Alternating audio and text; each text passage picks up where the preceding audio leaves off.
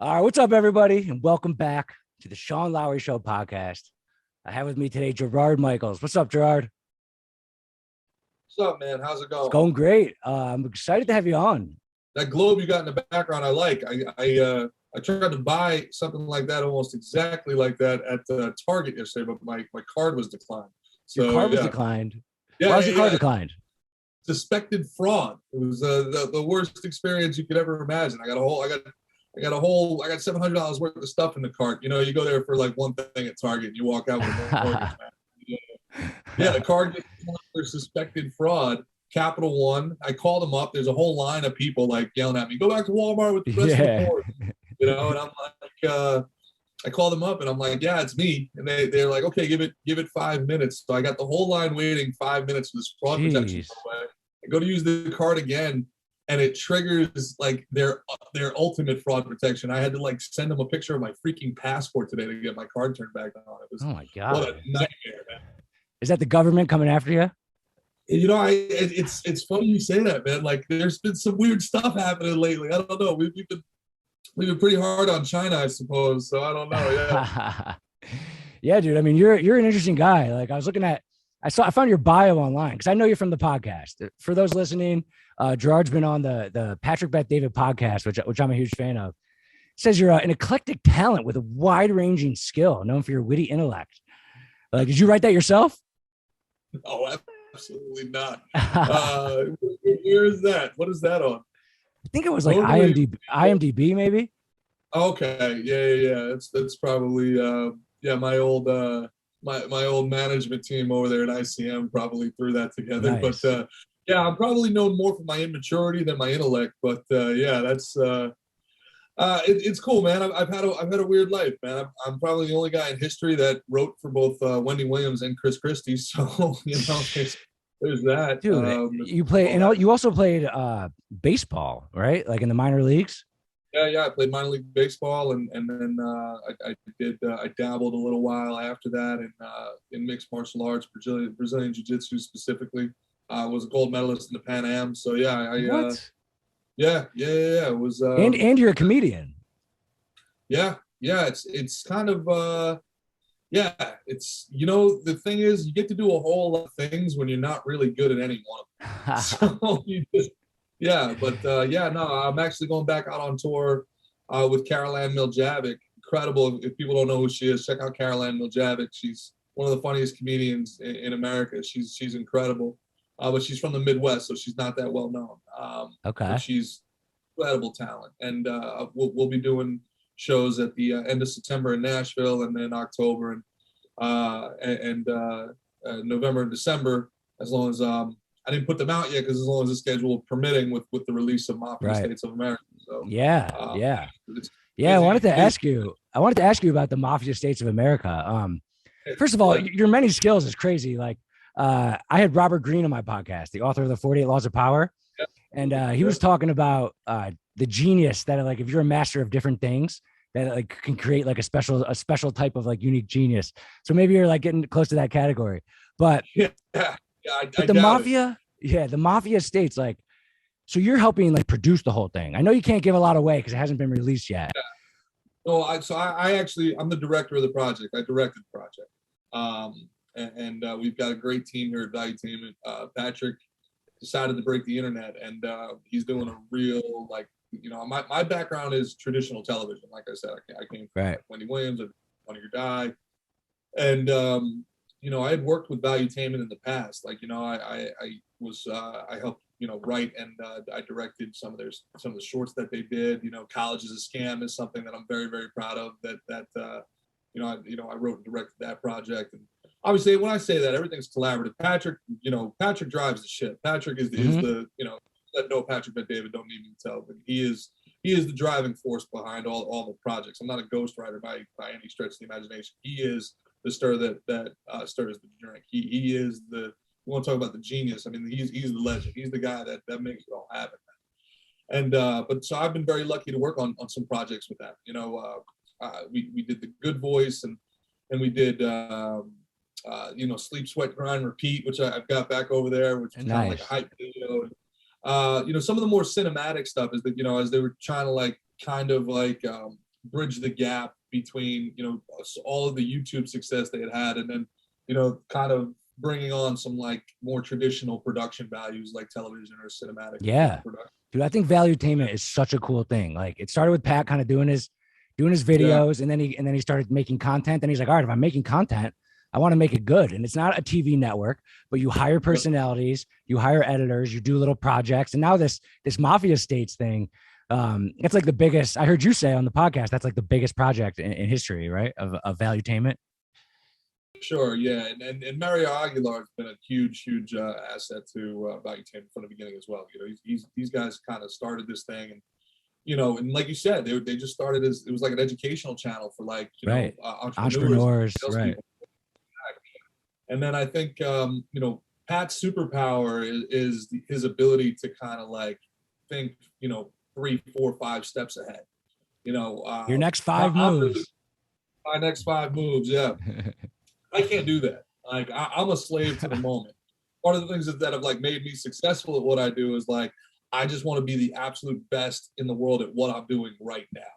But if I start thinking about what's next, I get all in my head, and then it becomes like, you know, paralysis by analysis. Not that, man. So like, he understood the value of information. He saw this culture war and the information war happening years before anybody else did. And he knew he was going to need his own platform in order to be successful. And that's kind of what it is. And I guess one of the really cool things is, you know, embracing digital media the way that he did. Like, most CEOs in his position, especially people with his sort of, you know, with his following and with his resources, they wouldn't do the YouTube route. They wouldn't do the self-production route. They would just, you know, they'd go to Hollywood and, you know, they do the Mark Cuban thing. Like, all right, I'm going to hook up with this network and I'm going to become a talent. I'm going to lend my gravitas to this, and which is a way easier way of doing it. Pat is like, nah, I don't want to be told what I can and can't say. I don't want to be told, no, you know, what's the point? He doesn't need the money. So, you know, it's a situation where, you know, he's genuinely doing this for the good of mankind, you know, and yeah, dude, I mean, I know that's not how to say it, but yeah, he's the man. And when it comes to the Mafia stuff, you know, this is history. Like, people don't understand. I grew up, I was born in Brooklyn and I was raised in Jersey. The fabric of America, the story of America cannot be told without the story of the Mafia. And it's not just such a bold statement. That's a bold statement. Like, because I love American history and I don't know a lot about the Mafia. Yeah. Why is it so important? Yeah, I mean, I'll definitely watch it. Why is it such an important part of American history? Well, you have to understand, like, you know, again, it wasn't an Italian and American thing solely. You know, there was Irish mobs. There was, it really kind of started with Jewish mobs. And, you know, two of the Ben Siegel, Bugsy Siegel, you know, Meyer Lansky, you know, part of the commission, these guys helped start organized crime in America with Lucky Luciano, you know, Lucky Luciano. You know, you had, you know, Dillinger, you had, you know, you got to understand, like, kind of like what we're doing today, you know, where authority tends to overstep its boundaries. And then the citizenry has to figure out how do we push back? You know, like, no, you don't get to tell me what to do with my life. They did that with Prohibition. You know, they took alcohol away. They you know, we had our vice laws, and everybody was like, yeah, I still want to drink though. So can you imagine? I'd be so mad if that was the law now. You literally would be thrown in jail for this podcast already. Yeah, I mean, it's a nonsensical overreach, man, and that's kind of, you know, I get in trouble all the time when in the comments section on the podcast. I'm like, Gerard's a contradiction, you know. I'm really not. You know, they think I'm a conservative. I'm really not a traditional conservative. I'm a libertarian. It's just the world has sprinted so far left so quickly that I seem like I've gone to the right. I'm in the same place, constantly self-evaluating, you know. But, you know, whether it's, I don't think people should be coerced into taking pharmaceuticals that they don't want to, or if it's sex workers being able to, you know, use their body on OnlyFans, whatever. To me, it's bodily autonomy. To me, it comes down to choice. Just because I don't think something should be illegal doesn't make it an endorsement of the activity. That's another thing that people don't understand. Like, I'm not saying that your daughter should aspire to be an OnlyFans cam girl.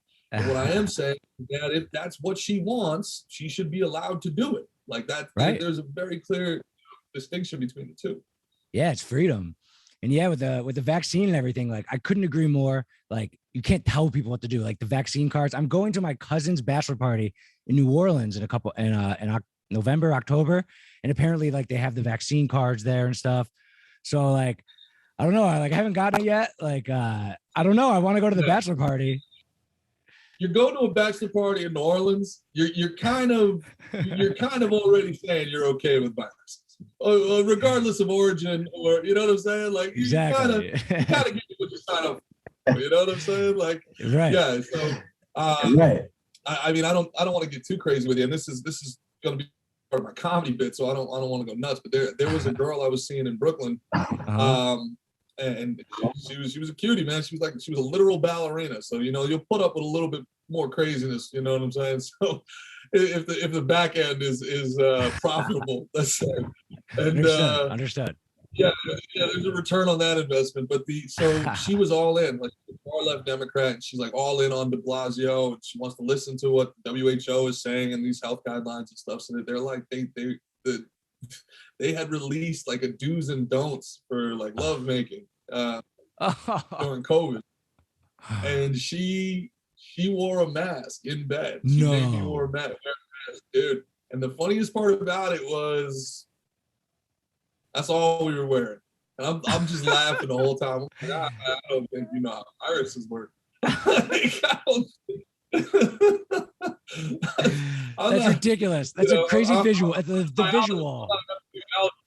Virologist, but I am actually inside of your body right now. I don't think the test is going to save you. That's insane, and that's what the do or don't list actually said to do. Yeah, you gotta literally look at that do or don't list and like wear a mask at the same time. It's so insane. Like doggy style is okay because you know it's not mouth to mouth content. I'm like, bro, this is outrageous. This is crazy. Who put this together? What government brain trust used taxpayer dollars to sit in a room and go over the Kama Sutra and which sex positions would be, you know, the most effective in combating coronavirus? Like, okay, all right, man. yeah, let's do this. Yeah. I know, and like, I'm probably gonna get it because like, I don't know. It seems like I know a bunch of people that got it and they're okay and stuff. And I haven't been sick in 17 years. Like I'll be fine either way of it. But it's just crazy that like I'll probably get the vaccine card and like show it in New Orleans. I guess I'm a wimp. I don't know, man. Like, hey, look, bro, like this is life, man. Like, I don't know when immortality became the litmus test for what we should and shouldn't do. You know, like I don't know when, you know, this idea of you could get sick or you could get hurt or you know, that became the determining factor in whether or not society should function. I don't think we should do anything reckless. I don't think that there's no reason. Like, I'm not saying, hey, look, everybody get drunk and go hop behind the wheel of a car right now. But I also think it's pretty dumb, like, you know, to say seatbelts save lives, so wear them all the time. Like, even when you're outside the car, wear a seatbelt. You can never be too safe. It's like, I feel like I can only wear a seatbelt when I'm driving. No. Seatbelts only work if you wear them all the time. Yeah. I just saw something online today about it, you know, and I forget who said it, but it was like it was the most brilliant way that they had summed it up, you know. And Zuby was just on our podcast. I had him on my podcast too. Yeah, never misses. He understands their bullshit in such a way. He reads them fluently. You know, here they are telling us that, you know, we got to flatten the curve because we don't have enough healthcare workers, and they're going to fire 5,100 healthcare workers across the country for not taking the jab. It's like, okay, well, which one is it? Which one is it? Are we at an all-time high spike that you could just lose 5,000 employees? Like, okay, you're kind of snitching on yourself, I guess. Right. You know, and you know, beyond that, man. But I forget who said the tweet, but it was imagine having a 98% chance of not getting cancer and being forced to take chemo anyway, just in case. Jeez, that's a good way to put it. Like, would anybody sign up for that? Like, would anybody sign up for that? So And you think it's again, all about control? Is that like kind of like the why the government well, wants to do all this stuff? I don't know if it's all about control. I can't really put my finger on exactly why these aren't. So from my time in government, you have two people. All right, I talked about this on the podcast. There's really, you can boil down almost all government into two camps, you know, and not to make everybody a monolith, but you really can. You have the greedy and you have the crazy. And that's who makes up our government. You have the greedy and the crazy. You know, you have the intellectually ambitious and people who view their politics as religion, and then they're zealots. Okay, these people use these people to get what they want. The greedy use the crazy to make themselves more rich and more powerful. Right? The crazy are the ones that spend their Saturdays going door to door advocating for policies, this and that. They're obsessed. They're political Jehovah's Witnesses. That's what they are. You know, that's what they are. So I trust the greedy way more than I trust the crazy. Because you understand them. Maybe that it could be because I understand them, but I feel like I understand the crazy pretty well, and it's my understanding of them that makes me distrust them. The greedy will never burn the thing to the ground. Because there's two parts that the greedy care about, and that's their wealth and their legacy, right? So when I didn't vote for Trump in 16, but when everybody thought he was going to be Hitler, I said there's absolutely zero chance this he's a pollster, and he's first of all, he's not an ideologue, he's a pollster. He waits for the polls to tell him what to do, and then he does it. So he's the furthest thing from an ideologue you can get. The second thing is, this is a guy who puts his name in 40-foot gold letters on everything he owns. There's no way this dude is going down in history is going to do anything to go down in history as anything other than, you know, a guy who tried his best or did this or did that. There's no way he was ever going to allow his legacy to be tarnished like that. And that's why they were smart and they knew where to attack him. They knew how to attack his legacy. Right. But, you know, the crazies don't care. The crazies, they'll burn it down. They would rather rule the ashes with their team on top than be in a collaborative environment. It's when you stop looking at it as a political disagreement at the extremes, and you start looking at it as religious idealism, you start looking at it that way. And look, again, not to oversimplify things, but politics are intellectual, religion is emotion. You cannot have an intellectual conversation with an emotional person. You know what I'm saying? So part of what's happening in the country right now is you have people, and this is not just a right-left thing. You have Bill Maher and Russell Brand are champions on. I love Bill Maher. I love Bill Maher. He's awesome. And they're what they're doing is they're saying, guys, this makes no sense. We're being illogical here. Right. But they're slowly starting to come to. Russell Brand looks actually heartbroken. I don't know if you watch Russell Brand at all, but he looks actually heartbroken that his left could be acting like this, and then he's finally come to the realization. We're having a political disagreement with people who are religious zealots. These people are no different than any other religious extremist. They're no different than a Christian extremist, a Muslim extremist. They're no different. They all they believe, they have no bodily autonomy. Anybody who has self-autonomy, right, is a threat to their goal. Their ideology. Life's mission is to forward the narrative. Is to serve the community, is to serve the cult. So you can't. That's dangerous. Can't have a rational conversation with them. And as long as those people are on the fringes, it's fine. But that lunatic fringe is finding itself increasingly in places of power and influence, and that's what really scares me about this moment in time. Yeah, but I mean, I guess like the world we're in, the people I listen to, maybe I'm in the middle. I'm a centrist. I'm a free thinker. Like there is enough people, I hope, definitely from my point of view, that are talking about what you're talking about, that are saying like, yo, relax. Like that's why I love Bill Maher, because he's on the left, but he's rational. And I hope that there's enough of those voices to even this out a little bit. I hope. But we're living in two different realities, right? Like there's enough of these voices in our reality, but where are our voices in positions of power? Where are our voices in government? Where are our voices in the boardrooms.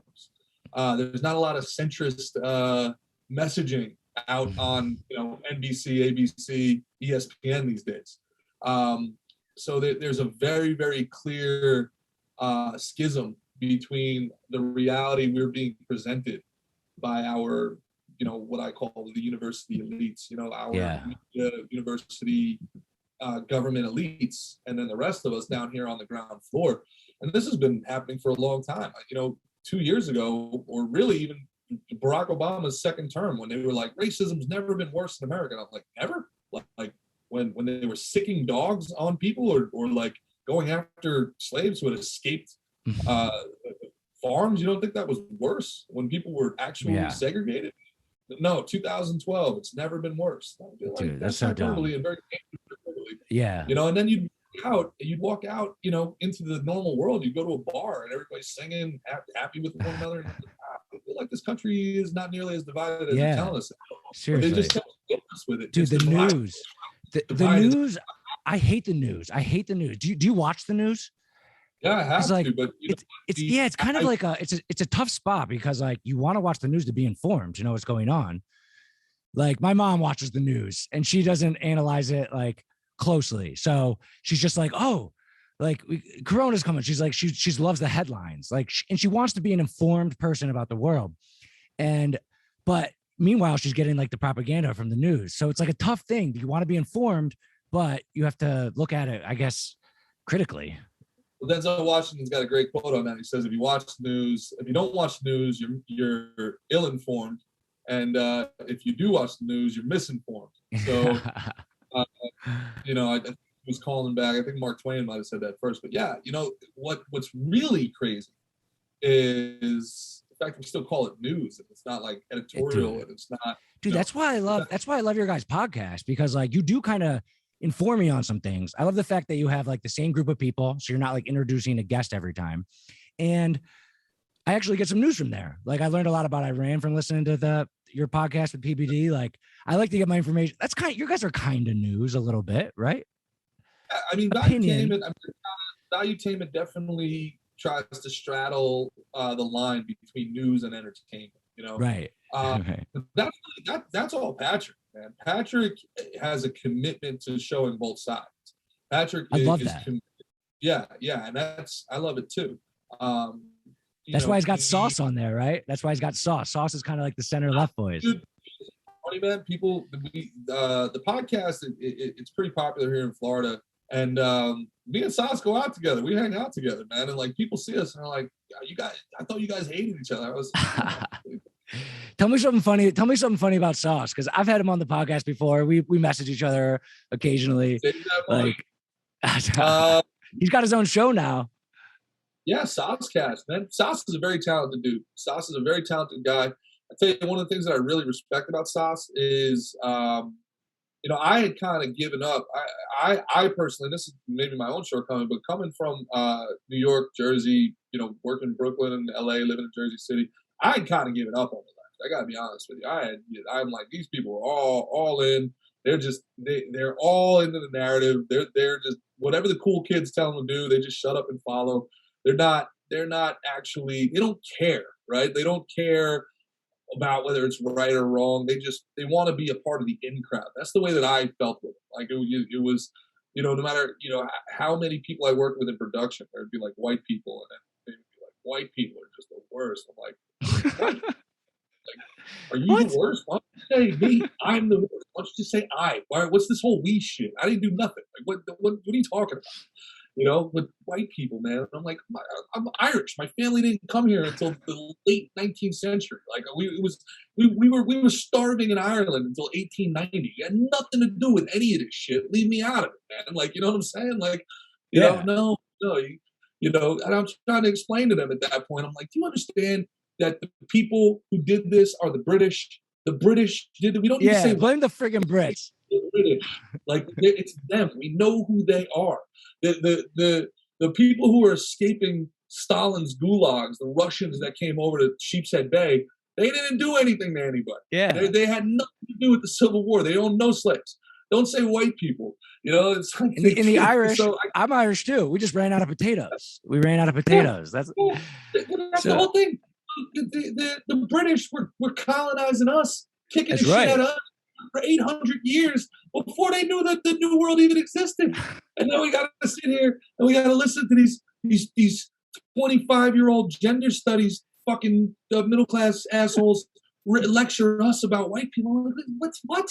I grew up in Brooklyn. I didn't do anything. Yeah. Leave me out of it. I think the skin color thing is the stupidest thing. Like, who cares what your skin color is? It does work, man. With Trump, Marxism, it worked. See, what frustrates me from my political background is like I saw this coming, and a lot of people did. This isn't like me. A lot of people did. It's out there.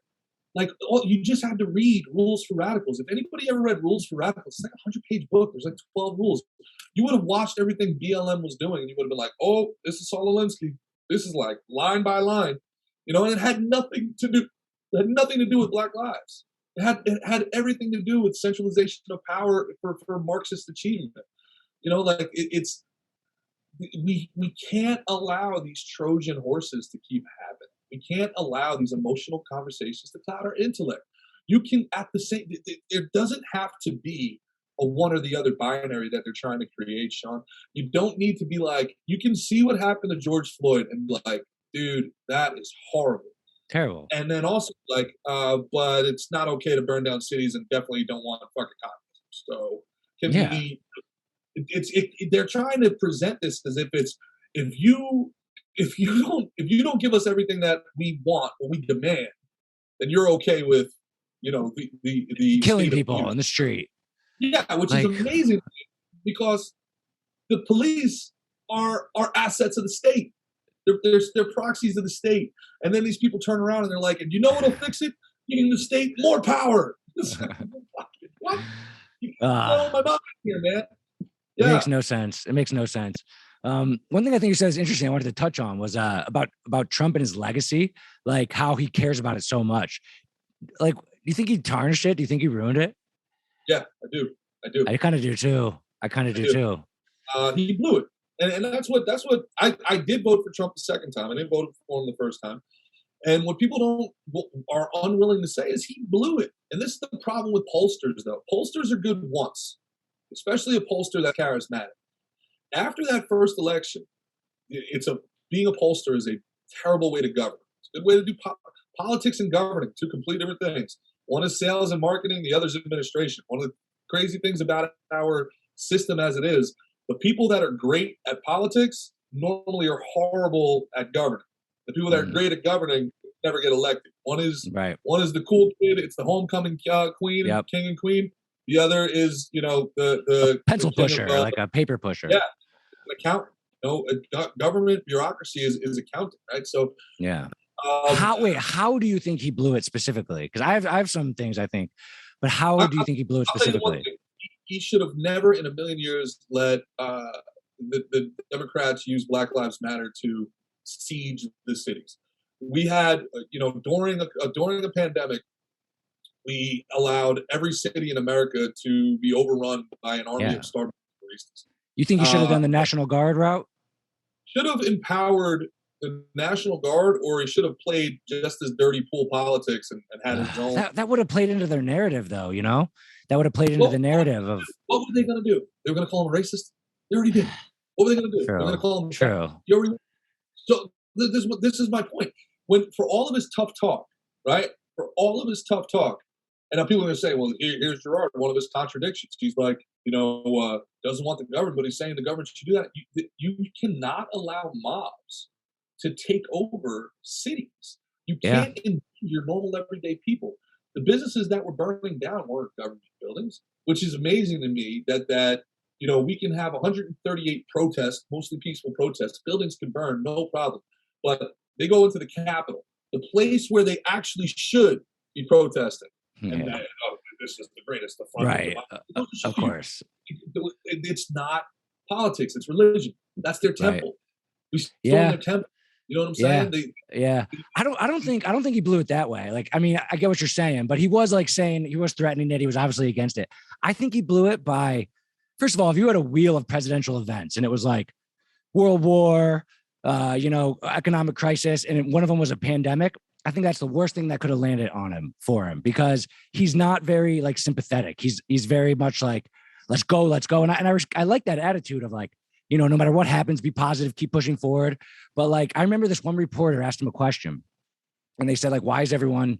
He said, the American people are scared right now. What is your message for them? And he looked at the reporter and he said, that's a terrible question. You're a terrible reporter. Like I feel, and I have someone I know specifically who voted for Trump.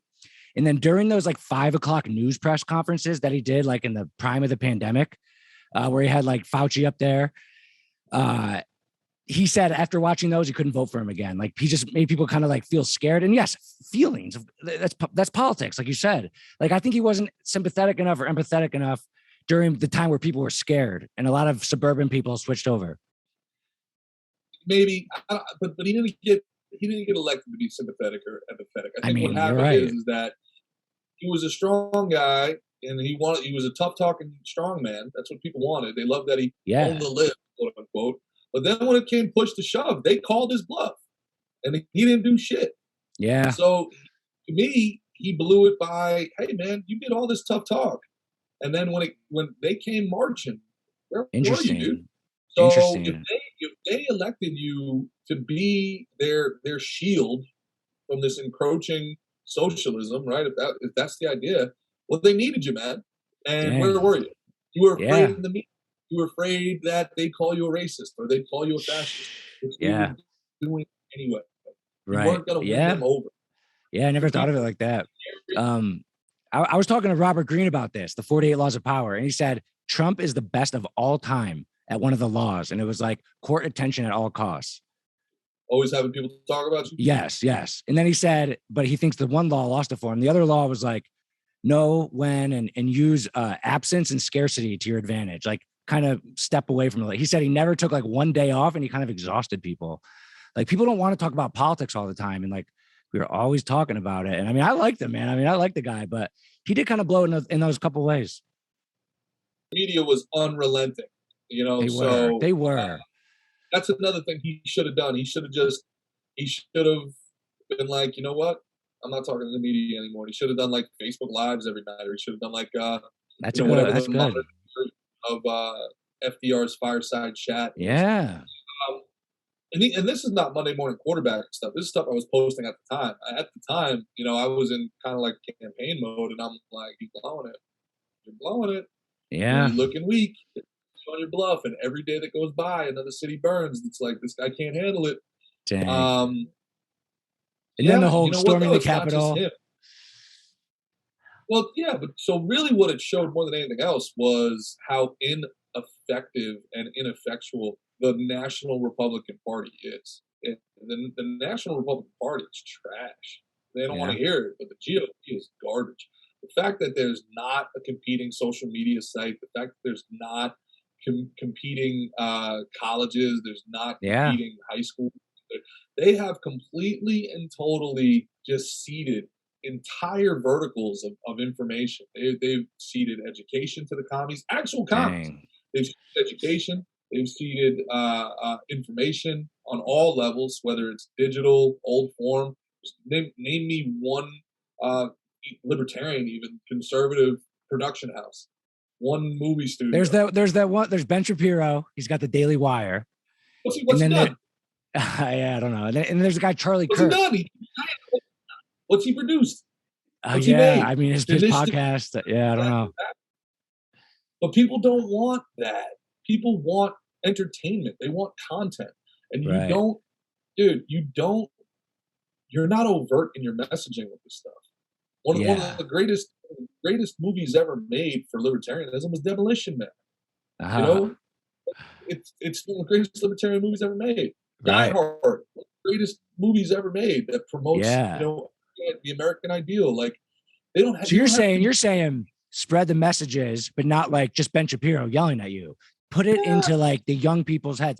Start like covering the grounds of like the colleges and the young people's minds. Like that's where like you think Republicans should be.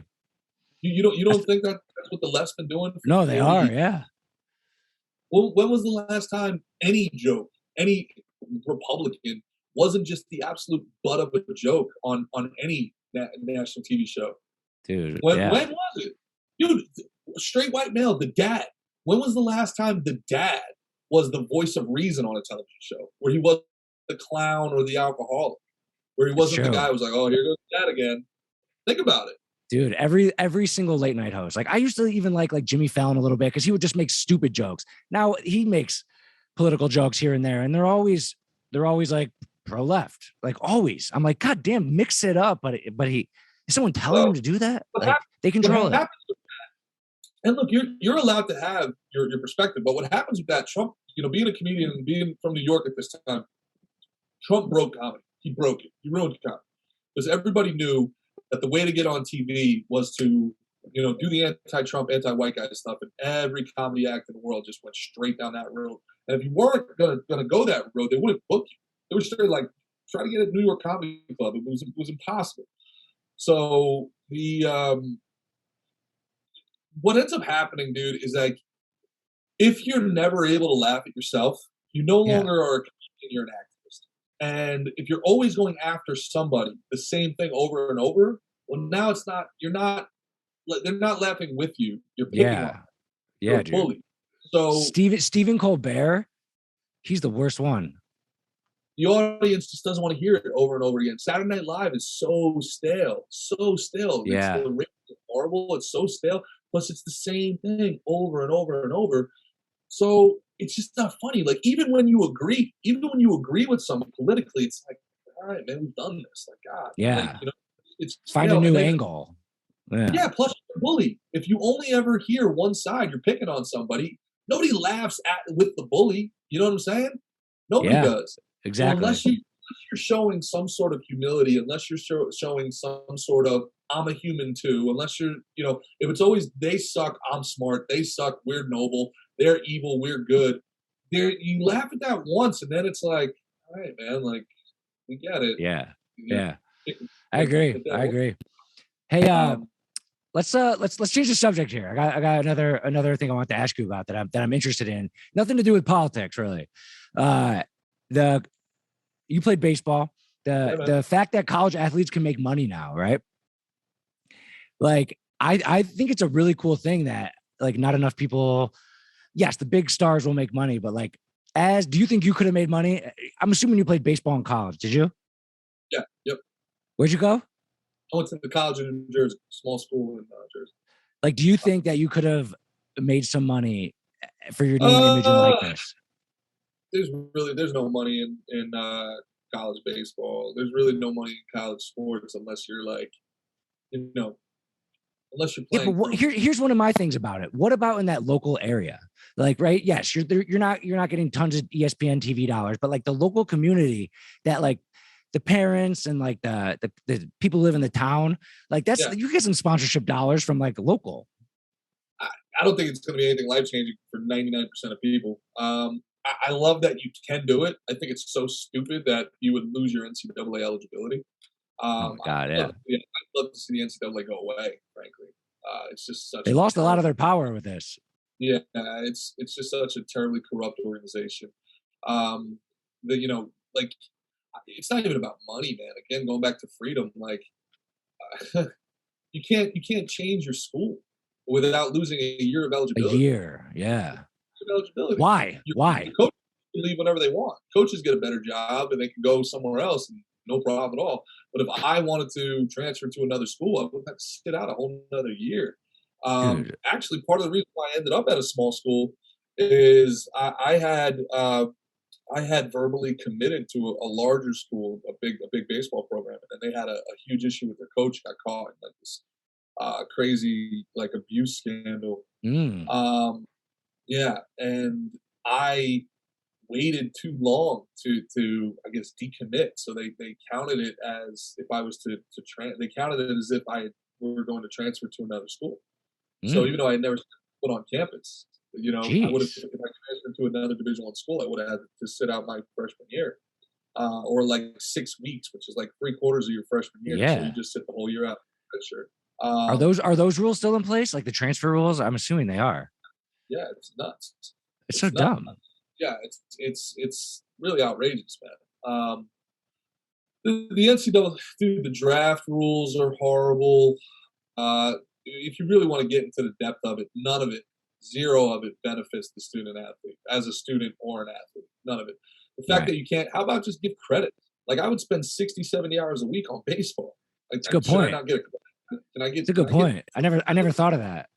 yeah. You know, I literally, you know, I would joke with people. I say like, I have my doctorate in baseball. Like Yeah. I went to a, you know, we were number one in the nation. I went to a great school, 4 years. I won the National Player of the Year in 2006. Yeah. I'm like a baseball road. Yeah. And Dude, then, you could have made some I played money. It wouldn't be life changing, but like you could have got someone to sponsor you or do a little commercial for a car dealership. Wouldn't be life changing, but you'd have beer money. Yeah, it would have been, beer money would have been great. I mean, look, anything's better than nothing. But Yeah. I don't be people are seeing these like ESPN headlines and they're like, this guy's getting $1.5 million from University of Miami. Yeah, it's gonna happen for like 14, Big 15 time. people. But, I don't know. You know, I don't know. I think there's an opportunity for even like a D2 swimmer, right? They can now host a camp in the summer. And like, you know, you get 50 kids, $100 a kid, like that's your weekend. There you go. You couldn't do that before. we all did that anyway, but believe it or not. Dude, look, anything that empowers the student. But again, I'd love to see the laws changed completely. Like, hey man, like why do I gotta wait till my third year before I'm draft eligible? If somebody wants to pay me, like if that wasn't the point of going to college to get a job. Imagine if if Apple was like, hey Sean, love what you're doing here. We want to have you come on. Would you finish college? You'd be like, look, I'd love to make a couple $1,000 a year, but you know, I gotta get this degree. Zuckerberg and Gates, they didn't finish college. Don't even get me started on the draft. The draft is like the most evil thing on earth, man. Really? You think so? How so? Oh my!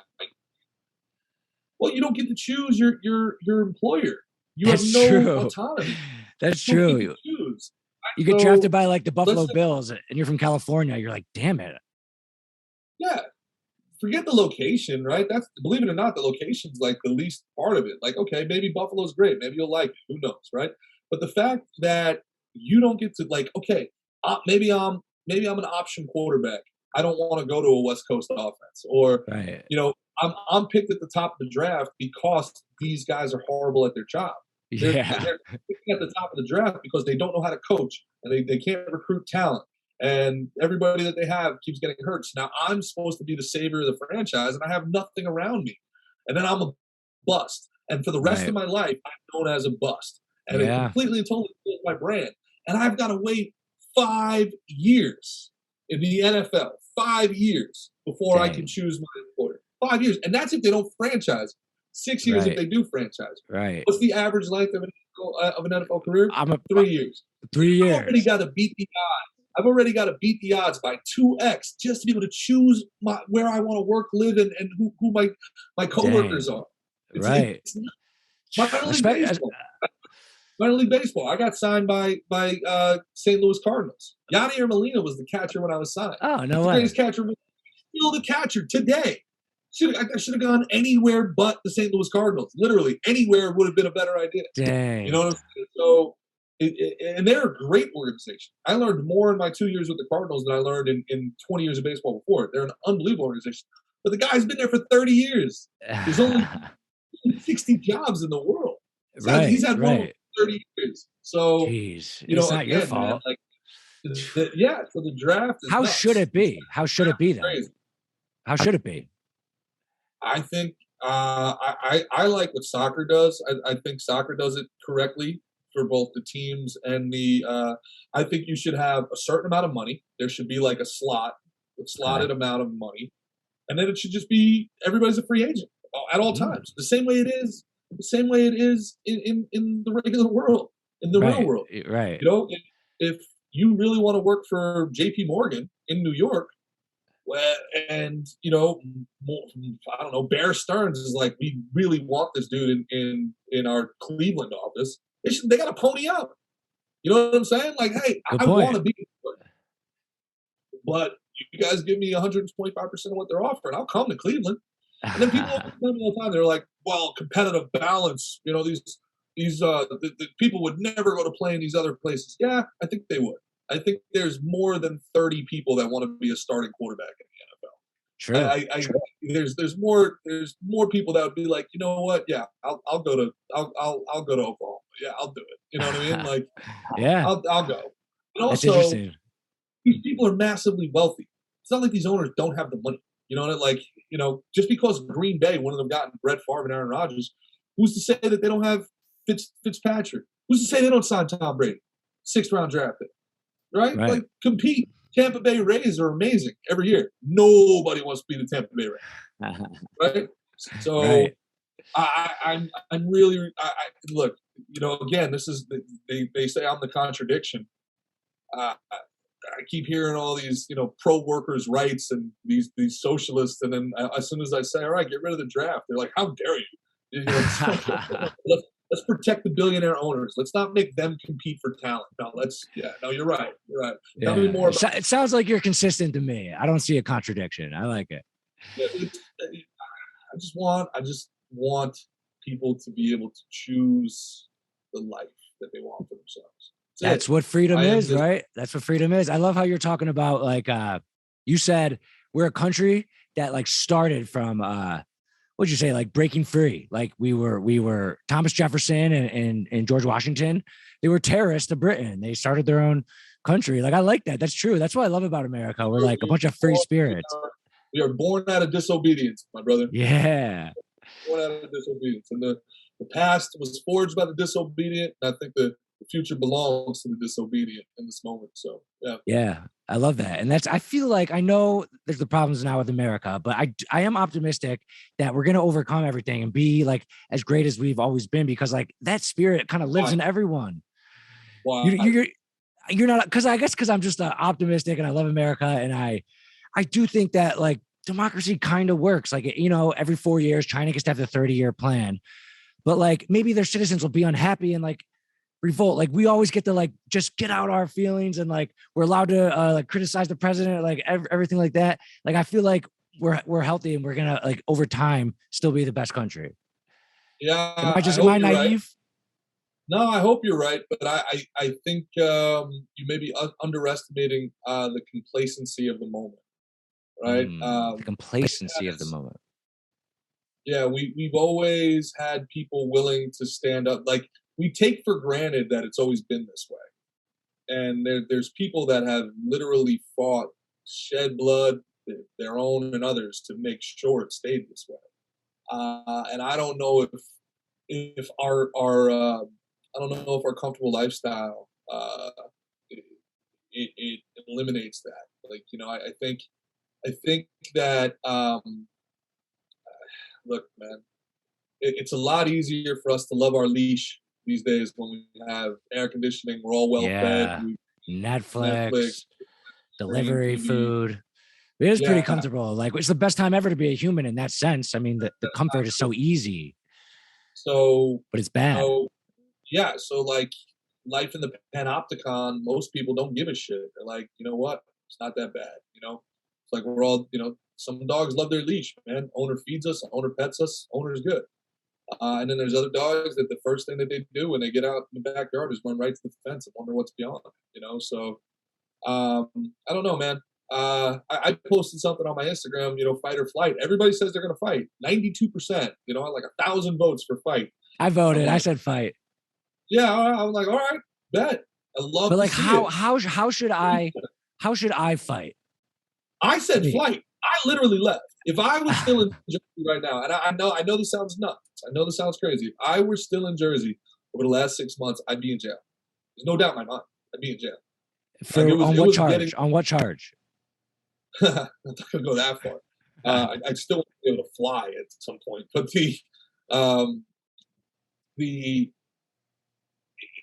it was just too much. It was getting too much, and I felt like a frog in the water, feeling it starting to boil, and looking at everybody else. I'm like, guys, do you not see this? This is crazy. Shutting us down. You're talking about the COVID restrictions. Yeah, but it's more than the COVID restrictions. It was more the government reaction to the COVID, right? It's picking and choosing what businesses can open based on their political affiliations, picking and choosing who's getting the federal relief revenue based on social stratification, skin color, gender, sexuality, sexual orientation, like immutable characteristics. You can't choose to be born that Right. way. Right. So, you're giving priority access to resources, to medicine, to money based on that stuff. No, that's got to be a hard no. You're segregating society. That's got to be a hard no. That's got to be a hard no. We're socially Yeah. stratifying and segregating society. It's got to be All a right, hard so no. Segregation. I agree. All right, so answer this. My friend Nico loves Valuetainment, and like he'll be pumped that I'm asking this. He works in Philly at Urban Outfitters, and like the city required masks like again like very recently, and he's just like, dude, this is so stupid. All these reasons, and like he's like I kind of wear it, like I follow the rules, like I'm not trying to make a big scene, but he's like I kind of don't. He's like if someone comes up to me and like says I have to wear it, he's like I don't know what I'm gonna do. Like should he? You're talking about fight. Like, and this is for anyone who's in this situation. Like, should he in that make a scene and not put his mask on? Is that a way to fight? Like, how should people fight back? It's a great question, man. It's a great question. I think, see, he can't do it alone. I think in that moment, if I were to talk to Nico, I'd say, man, I feel your frustration. I look for other, like, again, you're talking to somebody that flew. I'm smashing myself something of a tough guy. I've never stepped away from a fight in my life. But But you moved. You're saying when you said flight, it means you moved to a state with different rules. I left what I call Soviet bloc Jersey for the free state of Florida, and I'm all the happier for it. So what I would say to Nico is, man, he's not moving. Well, one of the easiest ways to fight, guys, is to fly. Right? Because you're outnumbered up there. You have no power. You have no say. And it's only going to get worse, not better. So one of the ways to fight is to go somewhere where there's like-minded people, consolidate power, keep accumulating resources because you can come down here and work and the economy is booming. Let them hollow themselves out. Let them wait it out. Let them destroy the place that you love and then come back and build back what they destroyed. They're going to turn Philly into Detroit. They're going to turn Jersey into a third world country. They're well on their way. So, and it pains me to say this because, dude, I've been all over the country, man. I've been in 47 states. I've been everywhere, right? I love this place. I love this country. Anybody who's ever traveled America loves it. There's no way not to. The people are amazing, coast to coast. I'm talking about the people, not the government. The people are just incredible. And the best people I've ever met, and I'm obviously biased, but they're Jersey. Hardest working, toughest, most honest, good down, people in the world. They just work their asses off. They get killed with taxes. It's Stockholm syndrome because they don't know how much better life is literally everywhere else in the country. 50% of their income goes to taxes. 5-0. 5-0. For people that don't understand that $5 bridge into Philly into New Jersey or whatever. Like, yeah, that's crazy. $18 oh shit, really? New York, yes. Dang. $18 to go through the tunnel and get into New York, bro. $18. Dude, it means you're working until Wednesday before you even earn $1. You work, you get your ass up, you sit in that traffic, and you go to a job you don't want to be at. Spend 10 hours at that job, spend 2 hours in traffic, 12 hours of your life. You don't get anything until Wednesday. You're working for what? The roads still have potholes. Government's as corrupt as ever. Kids are going to schools, so the administrators of those schools can get multi-million-dollar pensions and then move to North Carolina. What are you paying for, man? So come on. So you're saying move. You're saying move. What I'm saying is this: either coordinate some sort of resistance. Nico, get together with everybody in that office and say, no, we're not wearing the masks, because they're not going to fire all of you. They'd have to shut the place down. If you do it on your own, you're a martyr. You can't win. Okay, you'd have to get everybody on board. And if you find out that everybody's not on board, then you got to go somewhere else where there's people on board. That's what I'm saying. That's good advice. That's my advice. You know what I'm saying? That's good advice. If you can't, this is a strength in numbers game right now. We don't hold any political power in that region. We have no financial authority in that region. So what can you do? All you have is strength in numbers. So find everybody that you can that agree with you and use their tactics against them. march, be vocal, attack the hell out of their Google reviews. You know what I'm saying? Yeah. Just bombard their contact desk with emails saying I'll never shop at your place again. All That's that what stuff they do. Gets elevated. Yeah. And then if that's not what you want to do with your time, because you're not crazy, right. That's not how you want to spend your free time. Right. Leave. Life is better elsewhere. Let them have it. Yeah, I agree, man. I agree. And I'm in Charleston, South Carolina, and I'm putting together a podcast studio. So next time you're in the area, maybe you come by, do in person. I love Charleston, South Carolina. It's great over there, man. Yeah, I love it here. Beautiful. Awesome. All right, man. This has been so much fun. I know you said I had a hard stop at 2. Like, it's so cool to talk to you. I think I got you on the podcast, Sauce, Patrick Bet David. Maybe I gotta get like Tom Zenner, but I'm picking off Valuetainment because I love what you guys are doing. I